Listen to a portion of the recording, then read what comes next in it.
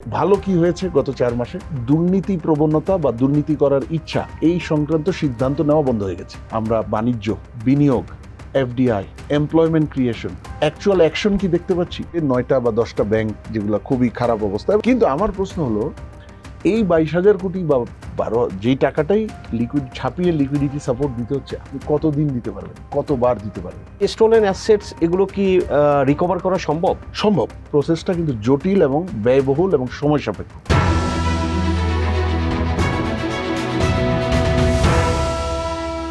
প্রিয় দর্শক, মিনুরি Bangladesh presents TVS ইকোনমিতে আপনাদের সবাইকে স্বাগতম।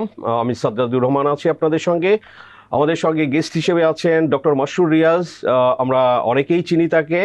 Doctor Masrur Riaz chairman and CEO Policy Exchange Bangladesh. Basically doctor Masrur Riaz private sector নিয়ে তার অনেক এনগেজমেন্ট আছে। বিভিন্ন ট্রেড বডিজ এবং সেক্টর নিয়ে মাসরুর রিয়াজের কাজ করার অনেক অভিজ্ঞতা আছে। তার আগে ইন্টারন্যাশনাল ফাইন্যান্স কর্পোরেশন, ওয়ার্ল্ড ব্যাংকের যে উইং প্রাইভেট সেক্টর, সেটাতে সিনিয়র লেভেলে কাজ করেছেন অনেক বছর। সো মাসরুর ভাই, আপনাকে স্বাগতম টিভিএস স্টুডিওতে। ধন্যবাদ সাজ্জাদ ভাই। মাসুর ভাই, বাংলাদেশে একটা বড় চেঞ্জ, শেখ হাসিনার 15 বছরের উপরে যে শাসন টানা, সো তারপরে এটার শেখ হাসিনার পতন, দেশ থেকে পালিয়ে যাওয়া, তারপরে অন্তর্বর্তীকালীন সরকার, বাংলাদেশের ব্যবসা বাণিজ্য অর্থনীতি কেমন দেখছেন আপনি? ধন্যবাদ আজকে আমাকে এখানে আমন্ত্রণ জানানোর জন্য টিবিএস এবং আপনাকে আমি কৃতজ্ঞতা জানাই। আসলে দেখেন, প্রায় 4 মাস হতে চললো, এই আর বোধহয় 3 দিন আছে এই শেখ হাসিনার পতন এবং তার দেশ ছেড়ে পালিয়ে যাওয়ার, আর বোধহয় আর 7 দিন আছে বা 6 দিন এই সরকারের 4 মাস অন্তর্বর্তীকালীন সরকারের 120 দিন পূর্ণ। আমরা 14-15 দিনের মাথায় আছি এখন। এই 100 শুরু করি এটা বলে যে 115 দিনের মাথায় কি অর্থনীতি ভালো আছে, বিনিয়োগ বাণিজ্য ভালো আছে? খুব ভালো এখনো নাই, কিছু ভালো সাইন আছে, কিন্তু এর সাথে নতুন গ্রোয়িং আরো কিছু কনসার্ন আছে। তো আমরা একটা মিক্সড অবস্থায় আছি, আই মাস্ট সে। তো এখন এটা বুঝতে গেলে আমাদের প্রথমেই দেখতে হবে যে এই সরকার, এই পতনটা 5ই অগস্টের এবং এই সরকারের 8ই অগস্টের যে তাদের শপথ গ্রহণ কি কনটেক্সটে হয়েছে। আমি তিনটা খুব ডিফিকাল্ট কনটেক্সটে এই ট্রানজিশনটা হয়েছে। প্রথমটা আমি বলবো, প্রাতিষ্ঠানিক দিক থেকে বাংলাদেশ একেবারে ভেঙে গেছিল, ইলেকটোরাল সিস্টেম, জুডিশিয়াল, কিন্তু তার সাথে সাথে অর্থনৈতিক প্রাতিষ্ঠানিক যে ফ্রেমওয়ার্কটা আছে, বাংলাদেশ ব্যাংক, এনবিআর, বাণিজ্য মন্ত্রণালয় এবং যে ওভারঅল অর্থনৈতিক নীতি নির্ধারণী, এই জায়গাটাতেও কিন্তু ব্যাপক দুর্বলতা, আর ব্যাংকিংয়ে তো ব্যাপক ভঙ্গুরতা চলে এসেছিল। এইটা একটা। দ্বিতীয় হলো, আপনি জানেন, আপনি নিজে এটার উপর এক্সটেন্সিভলি রিপোর্ট করেছেন, 22 সালের এপ্রিল মে থেকে কিন্তু আমরা বাংলাদেশের ইতিহাসে প্রথম ম্যাক্রো ইকোনমিক চ্যালেঞ্জের মধ্যে দিয়ে যাচ্ছি। একটা ছোটখাটো 89 সালে ছিল, কিন্তু এটা এতই ছোট এবং শর্ট লিভ ছিল, ওটাকে ধরাই যায় না। এই ম্যাক্রো ইকোনমিক চ্যালেঞ্জে ব্যালেন্স অফ পেমেন্টের অবস্থা দুর্বল, টাকা 40%-এর কাছাকাছি ফল, 19 বিলিয়নে এফেক্টিভ রিজার্ভ নেমে এসছে, আর কন্টিনিউয়াস ইনফ্লেশন। এইটা একটা।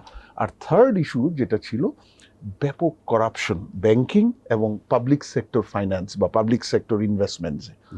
এই পরিস্থিতিতে কিন্তু এই সরকারকে দায়িত্ব নিতে হয়েছে। সুতরাং তাদের দায়িত্বটাই নিয়েছে একটা খুবই ডিফিকাল্ট এনভায়রনমেন্ট, এবং সেটা থেকে খুব দ্রুত বের হয়ে আসার খুব সুযোগ নাই। এটা আমাদেরকে সত্যটা স্বীকার করতে হবে। তাহলে ভালো কি হয়েছে গত 4 মাসে? আমি বলবো সর্বপ্রথম ভালো হলো, আমরা শেখ হাসিনার লাস্ট 8-9 বছর, বিশেষ করে মেবি 10 বছরে যেটা দেখেছি, একটা এই যে দুর্নীতি পরায়ণতা, যে ব্যাংকিং ডিসিশনে, ফিসকাল ডিসিশনে, ট্যাক্সেশন ডিসিশনে, পাবলিক প্রজেক্ট ডিসিশনে, এই দুর্নীতি প্রবণতা বা দুর্নীতি করার ইচ্ছা এই সংক্রান্ত সিদ্ধান্ত নেওয়া বন্ধ হয়ে গেছে। এটা একটা ভালো জিনিস। দ্বিতীয় হলো, ব্যাংকিং সেক্টরে আপনার অলিগার্কসদের কবলে পড়ে 8-10টা ব্যাংক বোর্ড এবং ম্যানেজমেন্ট, তারা একেবারে যাচ্ছে তাই অবস্থায় ছিল, বন্ধ হয়ে যাওয়ার উপক্রম। সেই ব্যাংকগুলোকে অলিগার্ক মুক্ত করে, ব্যাংকগুলোকে অলিগার্ক মুক্ত করা হয়েছিল, বাঁচানোর চেষ্টা করা হচ্ছে। সেই জায়গাটা আমি আসবো একটু পরে। চেষ্টা, উদ্দেশ্য, ইন্টেন্ট আছে, চেষ্টা আসলে কদ্দূর হয়েছে এটা আসলে একটু বিশ্লেষণের বিষয় আছে। থার্ড হলো, আমি বলবো যে ইনফ্লেশনের জন্য খুব ক্ষতিকর একটা বিষয়, গত বাংলাদেশ ব্যাংকের নেতৃত্ব কন্টিনিউয়াস করে যাচ্ছিল টাকা ছাপানো। আপনি জানেন, লাস্ট ফিসকালে 60,000 কোটি টাকার উপরে ছাপিয়েছে। এইটা এই সরকার প্রাথমিকভাবে বন্ধ করে দিয়েছিল, অ্যাটলিস্ট গত 3 মাস বোধহয় করেনি। রিসেন্টলি 22,000 কোটি টাকা ছাপাতে হয়েছে, সেটা হয়তো বাধ্য হয়েছে, কিন্তু এটা একটু অন্যভাবে করলে ভালো হতো। সেটা আমি ব্যাংকিংয়ে যখন যদি আমরা আলাপ করি আমি বলবো। তো এটা একটা ভালো জিনিস ছিল। তৃতীয়ত আমি বলবো, এই সরকার যেটা করেছে, মানে ভালো জিনিস, যে ব্যাংকিং এবং অন্যান্য ক্ষেত্রে জবাবদিহিতা এস্টাবলিশ এবং মানে কোনো যদি অন্যায় হয়ে থাকে সেটাকে আইনের শাসন প্রতিষ্ঠা, আইনের আওতায় আনা এবং জবাবদিহিতা, সেটা আমরা দেখছি যে স্টোলেন অ্যাসেট রিকাভারি, যেটা টাকা পাচার হয়ে গেছে সেগুলা অ্যাসেস করার চেষ্টা করছে। আপনার অন্যান্য জায়গায়ও আমরা দেখেছি যে ইভেন বেশ কিছু বড় ব্যবসায়ীকে আইনের আওতায় আনা হয়েছে এবং মানে অ্যাটলিস্ট গ্রেপ্তার করা হয়েছে, তাদের বিরুদ্ধে অনেক ধরনের অভিযোগ আগে থেকে ছিল, ব্যাংকিং সেক্টর ম্যানিপুলেশন বা অন্যান্য। তো এগুলা কিন্তু যদি সঠিক তদন্ত এবং তার মাধ্যমে সঠিক আইনি ব্যবস্থা নেওয়া হয়, এটা একটা কনফিডেন্স বিল্ডিং হেল্প করবে। So this is good. আর ফোর্থ আমি যে জিনিসটা বলবো, এই ভালো জিনিস আমরা যেটা দেখছি যে এই সরকারের ইচ্ছে আছে ভালো করার, অর্থনীতিটাকে রিপেয়ার করার, বাণিজ্য বিনিয়োগ এগুলোকে ভালো দিকে নিয়ে যাওয়ার। কিন্তু কি আরো ভালো হতে পারতো বা এখনো অত ভালো হয়নি? একটা ভালো পয়েন্ট মনে হয় সেটা হতে পারে আপনার ফরেন এক্সচেঞ্জের যে স্টেবিলিটিটা, এটা ধরেন যে ডলার পাওয়া যাচ্ছে, রেটও এক ধরনের মানে ফিক্স মার্কেট রেট আছে, যে আগে যেটা ছিল যে বাংলাদেশ ব্যাংক বলছে যে 110 টাকার উপরে বিক্রি করা যাবে না, মার্কেটে 125 টাকা মার্কেট, মানে একটা বিশৃঙ্খলা ছিল। এই বিশৃঙ্খলাটা এখানে মনে হয় একদম আপনি ঠিকই বলেছেন, এইটাও একটা অ্যাচিভমেন্ট। এবং এইটা কিন্তু যে আমি একটু আগে বললাম যে ব্যাংকিং নীতি নির্ধারণী সিদ্ধান্ত, অর্থনৈতিক নীতি নির্ধারণী সিদ্ধান্ত, এগুলা অলিগার্কদের মাথায় রেখে করা হচ্ছে না, এগুলাকে জেনুইনলি করা হচ্ছে। এই কারণেই কিন্তু আপনি ব্যালেন্স অফ পেমেন্টে একটা মানে অ্যাটলিস্ট পতনটাকে রোধ দেখতে পাচ্ছি আমরা। এটার কারণ হলো, একটা উদাহরণ আমি আপনাকে বলি, অগাস্টের 5 তারিখ পর্যন্ত তৎকালীন বাংলাদেশ ব্যাংকের নেতৃত্ব এই মার্কেট স্টেবিলাইজ করার জন্য ফরেন এক্সচেঞ্জ এবং তার মাধ্যমে রিজার্ভের একটা ইম্প্যাক্ট আছে, ওনারা সেই ক্ষেত্রে যেখানে inter bank foreign exchange dealing facilitate করা উচিত ছিল, এনকারেজ করা উচিত ছিল, সেটা না করে যখনই ডলারের সাপ্লাই বাড়ানো প্রয়োজন হয়েছে, তারা রিজার্ভ থেকে সাপ্লাই দিয়েছে। এবং দেখা যাচ্ছে যে মূল সাপ্লাইগুলো গেছে এস আলম বা অন্যান্য অলিগার্কের ব্যাংকগুলোকে। তার মানে এই রিজার্ভের টাকা দিয়ে তাদের এই অলিগার্ক ব্যাংককে স্ট্রেংথেন করে টাকা পাচারকে সহজ করা হয়েছে। এটা তো বন্ধ হয়ে গেছে এখন, যার ফলে এই বর্তমানে নতুন বাংলাদেশ ব্যাংকের নেতৃত্ব যেটা ভালো একটা সিদ্ধান্ত নিয়েছে, ইন্টার ব্যাংক ট্রানজাকশনকে এনকারেজ করছে। এই জন্য কিন্তু আমরা পতনটাকে রোধ দেখছি, একটা ভালো জিনিস। কি আরো ভালো হতে পারতো বা এখনো আমাদের মনটা ভরেনি বা আমাদের কিছু কনসার্ন গ্রো করছে। আমি বলবো প্রথমেই ফোকাসটা আনইভেন অর্থনীতির উপর। ব্যাংকিং এ ব্যাপক ফোকাস আছে, ব্যাপক অ্যাটেনশন পাচ্ছে, এবং that is thanks to largely Bangladesh ব্যাংকের নতুন গভর্নর এবং তার সাহসী ভূমিকা। কিন্তু তার সাথে আমি মনে করি প্রধান উপদেষ্টা বা অর্থ উপদেষ্টাও একটা ধন্যবাদ পায়, কারণ তারা সেন্ট্রাল ব্যাংককে তাদের হারানো ইন্ডিপেন্ডেন্স ফেরত দিয়েছে, যার ফলে নতুন গভর্নর সেই সিদ্ধান্তগুলো নিতে পারছে। কিন্তু একই রকমের বা তার কাছাকাছি লেভেল অ্যাটেনশন কিন্তু আমরা অর্থনীতির অন্য এরিয়াগুলো দেখছি না। যেমন আমরা বাণিজ্য, এক্সপোর্টসে যদি বলি, বিনিয়োগ, এফডিআই, এসএমই, এমপ্লয়মেন্ট ক্রিয়েশন, আমরা ইন্টেন্ট দেখতে পাচ্ছি, ইচ্ছা প্রকাশ করছে যে এগুলো আমরা চাই ভালো হোক, সেটা আমি সাধুবাদ দিই। কিন্তু অ্যাকচুয়াল অ্যাকশন কি দেখতে পাচ্ছি? এখনো কিন্তু দেখতে পাচ্ছি না। হ্যাঁ, 4 মাসে কি সব সম্ভব না, কিন্তু বেশ কিছু উদ্যোগ তো হয়তো নেওয়া যেতে পারতো, 2-একটা রিফর্মও কিন্তু করে ফেলা যেত। তো আমরা সেই জায়গাটায় এখন পর্যন্ত, আমি কিন্তু এসএমইর ব্যাপারে কোনো উদ্যোগই দেখিনি, স্মল বিজনেস পার্টিকুলারলি। আপনি জানেন বিভিন্ন অর্থনৈতিক ডিফিকাল্টি, রাজনৈতিক ট্রানজিশনের অস্থিরতায় প্রচুর স্মল বিজনেস সাফার করছে। এখন এদেরকে তো আপনার যদি বজায় না রাখেন, এদের ব্যবসা, এমপ্লয়মেন্ট তো এসএমইতেই বেশি। অফকোর্স আমার তো মোর দেন 80% এমপ্লয়মেন্ট ইনফর্মাল বা সেমি ফর্মাল, এগুলো স্মল কটেজ এন্ড মাইক্রোতেই প্রায় পুরোপুরি। তো সেই দিকে যদি অ্যাটেনশন না দিই, একটা বহুজাতিক আর্থিক প্রতিষ্ঠান, নাম বললে চিনবেন বাট কনফিডেন্সিয়ালিটির জন্য বলছি না, খুবই নাম করা বাংলাদেশে, তাদের দক্ষিণ এশিয়া বিভাগের একটা বড় কর্মকর্তা এসেছেন, তার সঙ্গে আমার একটা মিটিং ছিল। তো তিনি জিজ্ঞেস করলেন যে মাসুর, এই অনেকগুলো তো শুনেছি সংস্কার কমিশন হয়েছে, কি আমি কয়েকটা নাম বললাম। তো বললো যে আচ্ছা, ওই অর্থনৈতিক বা বাণিজ্য বা বিনিয়োগের সংস্কার কমিশন। আমি বললাম না, সেটা হয়নি। তো খুব অবাক হয়ে গেল। আমি বললাম যে একটা শ্বেতপত্র কমিটি হয়েছে, তো তারা বিদেশি মানুষ, তারা জানে। বললো শ্বেতপত্রগুলো তো সাধারণত সিচুয়েশন আইডেন্টিফাই করে, যেমন আমাদের ক্ষেত্রেও যেটা হয়েছে, ড্যামেজটা আইডেন্টিফাই করেছে খুব, মানে আমরা দেখছি $234 বিলিয়ন কথা বলেছে। কিন্তু সেই বড় আর্থিক প্রতিষ্ঠানের বড় কর্মকর্তা কিন্তু বললেন যে কিন্তু তোমাদের তো ট্রেড অ্যান্ড ইনভেস্টমেন্ট রিফর্ম প্রয়োজন অনেক, সেই ব্যাপারে কি কিন্তু কোনো কমিশন নাই? আমি বললাম না, কমিশন নাই, কমিশন হতে হবে এমন কোনো কথা নেই, হলে ভালো, কিন্তু এটা কি ইন্ডিকেট করছে সাজ্জাদ ভাই? ট্রেড অ্যান্ড ইনভেস্টমেন্টে আমাদের কিন্তু বাই নাও কিছু রিফর্ম প্রোগ্রাম চালু হয়ে যাওয়া উচিত ছিল। 4 মাস যথেষ্ট। একটা 6 মান্থস 1 ইয়ার মেয়াদি যদি রিফর্ম পরিকল্পনা আপনি রোল আউট করে ইমপ্লিমেন্টেশনে যান, এটা কিন্তু 4 মাস যথেষ্ট ছিল, কারণ এখানে যথেষ্ট তথ্য উপাত্ত আছে। কারণ আপনারা জানেন, আপনার টিবিএস নিজেও এটা নিয়ে অনেক কাজ করেছে, media, think tanks, development partners, private সেক্টরের যেগুলো রেসপেক্টেড বা অ্যাক্টিভ চেম্বার বা অ্যাসোসিয়েশন আছে, তারা কিন্তু গত 2-3 বছরে যথেষ্ট ইস্যুস উঠিয়ে এনেছে, যথেষ্ট রেকমেন্ডেশনস আছে এবং স্ট্রাকচার্ড এভিডেন্স বেসড ওয়েতে আছে। তার ভিত্তিতে আপনি কিন্তু 6 মাসের মধ্যেই, মানে 2 থেকে 3 মাসের মধ্যেই একটা 6 মাস ব্যাপী পরিকল্পনা হয়তো আপনি রোল আউট করে দিতে পারতেন। কিছু রিফর্ম হতো, ব্যবসায়ীদেরও সুবিধা হতো, আর তাতে কনফিডেন্সও কিন্তু বাড়তো। এই জায়গাটায় আমার মনে হয় একটু আমাদের দেরি হয়ে যাচ্ছে বা দেরি হয়ে গেছে। আমি আশা করব সরকার হয়তো খুব দ্রুতই এটা রোল আউট করবে। কারণ তো হচ্ছে যে আপনি যেটা সাউথ এশিয়ার কোন একটা একটা বড় আর্থিক প্রতিষ্ঠানের হেড, বাট আমাদের স্থানীয় ইনভেস্টররাও কিন্তু আসলে সামনে কি হবে, মানে বিনিয়োগে কিন্তু সবাই একটু, এটা আমার দ্বিতীয় ইস্যু, যে আমি যেটা বললাম যে গত 4 মাসে কি কি ভালো চলছে না। সেকেন্ড ইস্যু হলো অস্থিরতা বাড়ছে, অনিশ্চয়তা বাড়ছে। দেখেন, এর মাধ্যমে আমি কি বোঝাচ্ছি? এর মাধ্যমে আমি বোঝাচ্ছি যেমন ইন্ডাস্ট্রিয়াল বেল্টে প্রায় প্রতিদিনই কিছু না কিছু বিক্ষোভ, সেটা একটা কোম্পানিতে হোক, আর পুরো রাস্তা অবরোধ করে হোক, আর কয়েকটা কোম্পানি, কয়েকটা ফ্যাক্টরি মিলে হোক, এটা কিন্তু প্রতি সপ্তাহে 2-4টা করে হচ্ছে।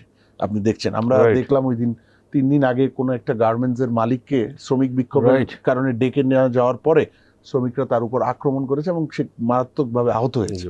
এটা কিন্তু গ্লোবালি খুবই বাজে মেসেজ গিয়েছে এটা গ্লোবালি। আর তার চেয়েও বড়, আপনি যে প্রশ্নটা করলেন, আমার দেশের যারা উদ্যোক্তা তারাই তো একটা চিন্তায় পড়ে যাচ্ছে, উদ্বিগ্ন হয়ে যাচ্ছে। তো এখন এই যে অস্থিরতাটা, যেটা ইন্ডাস্ট্রিয়াল বেল্টে, কোম্পানিতে, ইভেন আপনি খেয়াল করেছেন গত 2-3 মাসে বিভিন্ন অফিসে হয়েছে, বিভিন্ন সরকারি অফিসে, আবার বিভিন্ন প্রাইভেট সেক্টর অ্যাসোসিয়েশনে হয়েছে।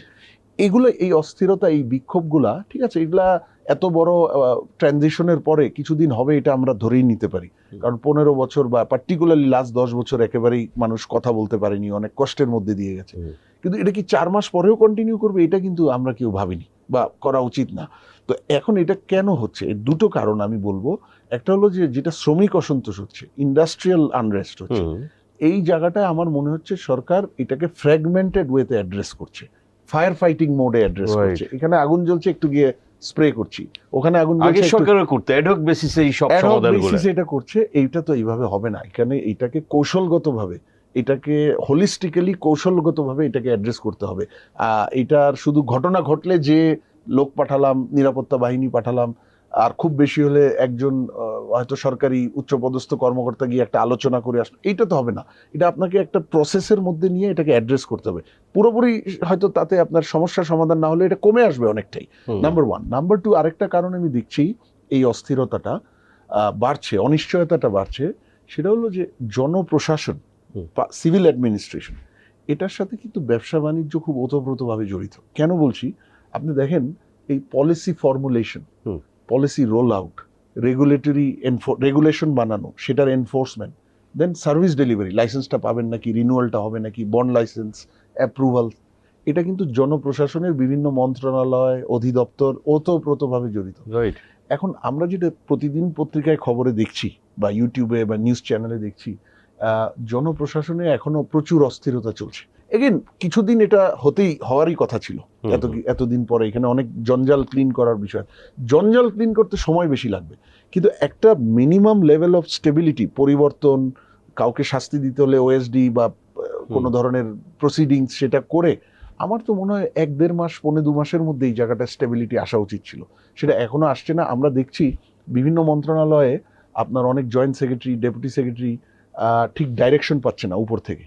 আবার কেন, উপরে যিনি আছেন ওনারা হয়তো ঠিক জানেন না ওনারা থাকবেন নাকি থাকবেন না, বদলি হয়ে যাবে নাকি ওএসডি হয়ে যাবে নাকি অন্য মানে এতে যাবে, এটা একটা অনিশ্চয়তা। তাই কারণে সিনিয়ররা ম্যানেজ করাতে একটা তাদের স্থবিরতা আছে, জুনিয়ররা সিনিয়রদের থেকে ডিরেকশন পাচ্ছে না। এই কারণে টোটাল পাবলিক অ্যাডমিনিস্ট্রেশনে একটু কিন্তু অস্থিরতা এবং স্থবিরতা আছে। এটা গিয়ে কিন্তু ব্যবসা বাণিজ্যের যে স্মুথ ফ্লো, আমরা যে বলি না ব্যবসা বাণিজ্যের রেড টেপটা আসে কোত্থেকে? রেড টেপটা আসেই কিন্তু এই আমলাতন্ত্র থেকে। আমলাতন্ত্রের সাথে ব্যবসা বাণিজ্যের রেগুলেটরি এবং অপারেশনাল ওতপ্রোতভাবে সম্পর্ক আছে। সেখানে যখনই ইদার কোনো দুষ্ট বুদ্ধির জন্য হোক, যেটা রেড টেপ, বা রং পলিসির জন্য হোক, সেটা পলিসি ফেইলিওর, অথবা অস্থিরতা বা স্থবিরতার জন্য হোক, এটা কিন্তু ব্যবসা বাণিজ্যকে এফেক্ট করে। এটা আমি বলবো 3 নাম্বার বিষয়, যেটা এখনো ঠিক হয়নি।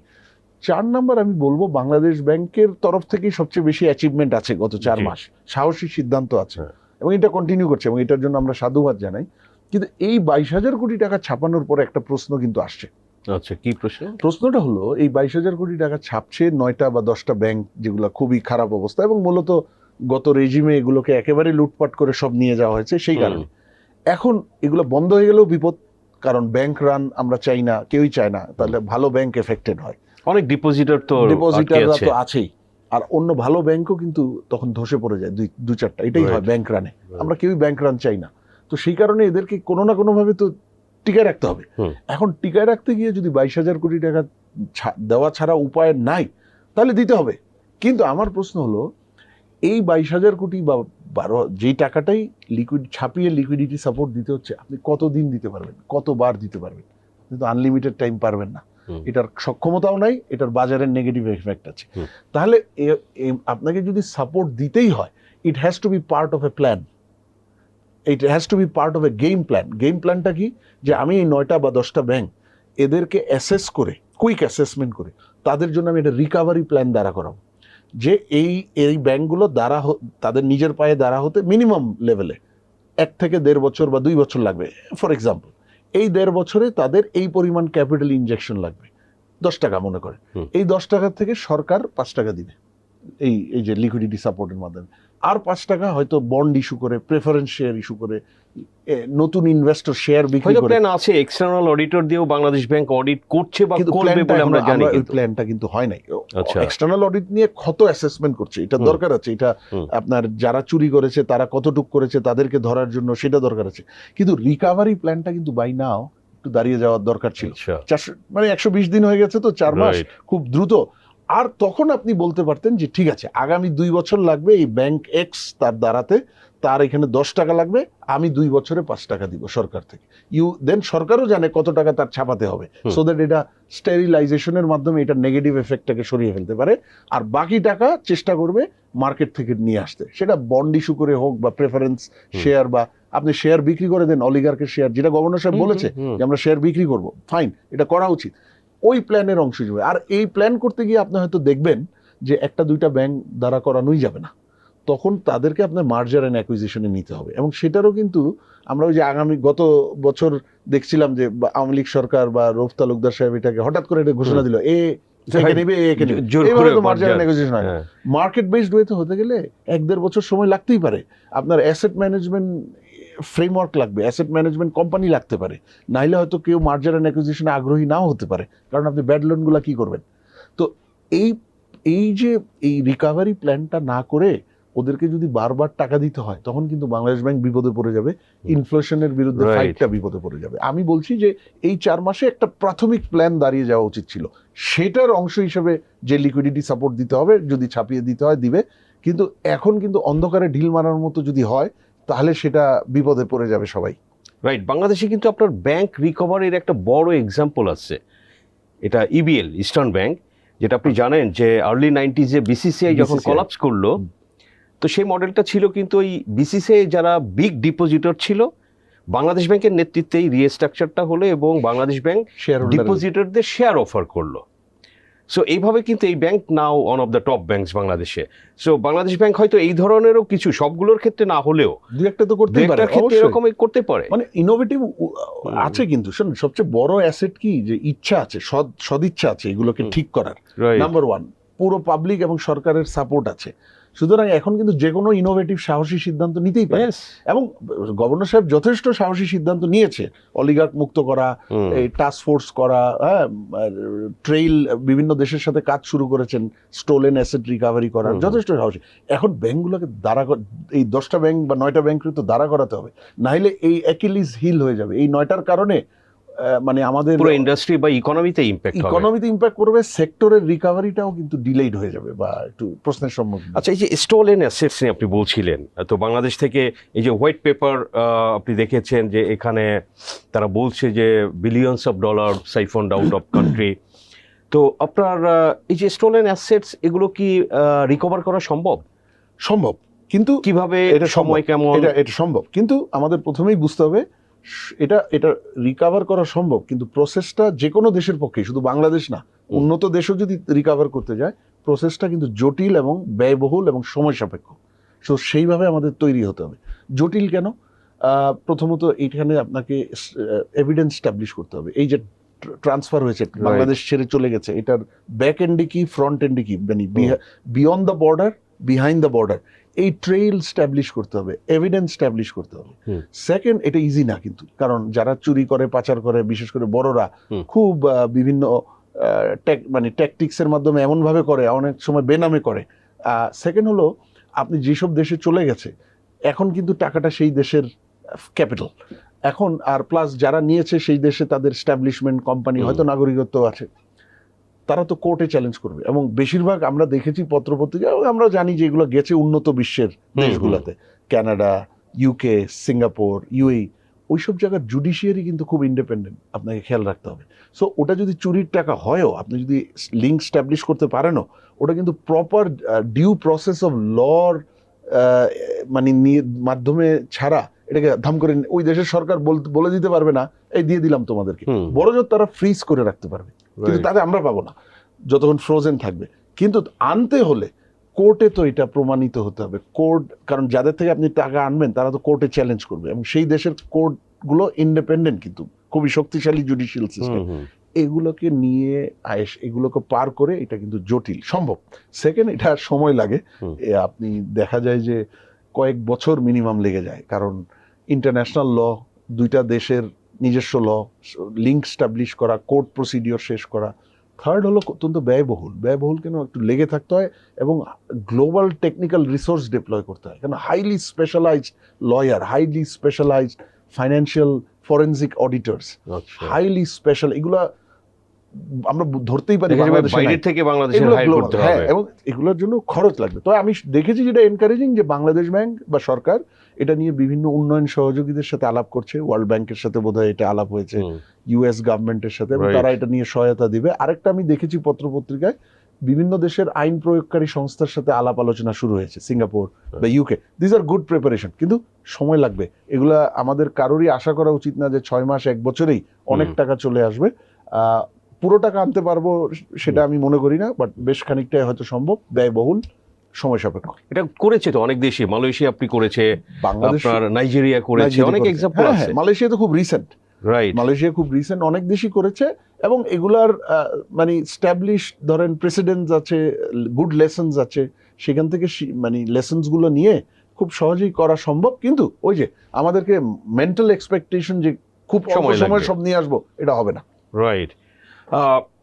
ডক্টর মাসুর রিয়াজ, আপনি জানেন যে হোয়াইট পেপার এই ইন্টারিম গভর্নমেন্ট আসার পরেই একটা আপনার শ্বেতপত্র কমিটি করে, যে অর্থনীতির পরিস্থিতি নিয়ে, বেসিক্যালি লাস্ট 15 ইয়ার্সের কি ঘটেছে। সো অলরেডি আমরা টিবিএসে অনেকগুলো কন্টেন্ট ছাপিয়েছি এই রিলেটেড। এই যে হোয়াইট পেপারের ফাইন্ডিংস নিয়ে আপনার অবজারভেশন।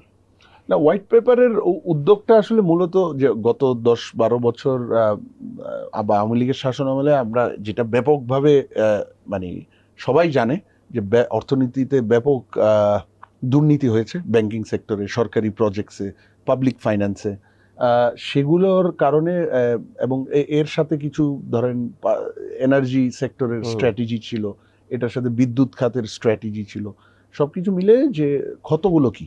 বাট কুইক স্ক্রিম থ্রুতে যেটা বুঝেছি যে এটা হলো ক্ষতগুলো আইডেন্টিফিকেশনের জন্য। তো ক্ষত আইডেন্টিফিকেশন প্রয়োজন, এটা কোনো সন্দেহ নাই। তবে ক্ষত এবং উদ্যোগটা কিন্তু খুব ইম্পর্টেন্ট, কারণ আমরা কিন্তু ক্লিপ্টোক্রেসির বিরুদ্ধে, মানে গত রেজিমে একদিকে অটোক্রেসি এবং মানে ডেমোক্রেসিকে সাপ্রেস করা, আরেকদিকে ক্লিপ্টোক্রেসি, যে একটা চৌর্যবৃত্তি সব জায়গায় ছড়িয়ে দেওয়া, সেটার বিরুদ্ধে কিন্তু পুরো দেশ জেগেছে। ভবিষ্যতে যাতে আর না হয়, এটাই আমরা সবাই চাচ্ছি। সেই দিক থেকে যদি আমরা চিন্তা করি, এরকম একটা এভিডেন্স স্টাবলিশ করাটা ক্যান বি ভেরি হেল্পফুল সেই ভবিষ্যৎকে গাইড করার জন্য, কিন্তু হ্যাজ টু বি এটা কিন্তু খুবই স্ট্রাকচার্ড এভিডেন্স থাকতে হবে এই জায়গাটা। তো উদ্যোগটা ভালো, 3 মাসের মধ্যে একদম সময়ের মধ্যেই দেখলাম যে রিপোর্টটা 3 মাস বলেছিল, 3 মাসের মধ্যেই রিপোর্টটা এসছে। তো আমি নিশ্চিত যে কমিটির যারা মেম্বার তারা অত্যন্ত পরিশ্রম করেছেন, এলে এত বড় একটা ম্যান্ডেট বা এত বড় স্কোপ এটা 90 দিনের মধ্যে রেডি করা is not matter of joke. তো সেদিক থেকে আমি সেই কমিটিকে অভিবাদন জানাই। এখন ডিটেলটা দেখতে হবে, বিশেষ করে যেসব জায়গায় নাম্বারস বলা হচ্ছে সেই নাম্বারসগুলো কিন্তু আমি আশা করি যে প্রপার একটা মেথোডোলজি বা এভিডেন্সের মাধ্যমেই সেটা এসছে, কারণ এটা কিন্তু খুব ইম্পর্টেন্ট হবে।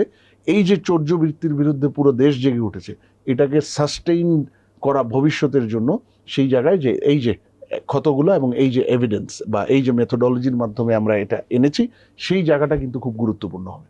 এবং এটা এখনো বিশ্লেষণ করা বাকি আছে, আমরা করব আগামী, আমি নিশ্চিত আপনারাও করবেন আগামী কয়েকদিনে।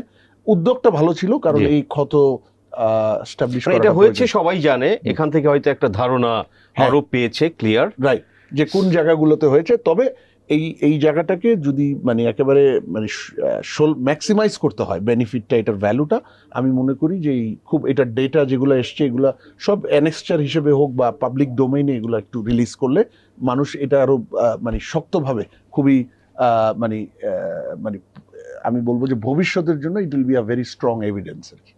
Right. So thank you doctor Masrur Riaz. আমরা আলোচনা শেষ করব, আপনার যদি স্পেশাল আর কিছু না বলার থাকে। আপনাকে ধন্যবাদ। থ্যাংক ইউ, অসংখ্য ধন্যবাদ। আপনার ব্যস্ততা সত্ত্বেও টিভিএসে সময় দিতে পেরেছেন। সো দর্শক, আমরা আলোচনা করলাম বাংলাদেশের পরিবর্তিত পরিস্থিতিতে বাংলাদেশের অর্থনীতি, ব্যাংকিং সেক্টর এবং এই যে শ্বেতপত্রের ফাইন্ডিংস। সো বিভিন্ন ইস্যু আমরা আলোচনা করার চেষ্টা করেছি, এবং ডক্টর মাসরুর রিয়াজের থেকে যে বিশ্লেষণ, তার যে এক্সপার্টাইজ, সেগুলো আমরা আপনাদের সঙ্গে শেয়ার করলাম। আমাদের আলোচনা ভালো লাগলে লাইক করবেন, শেয়ার করবেন। সবাইকে ধন্যবাদ।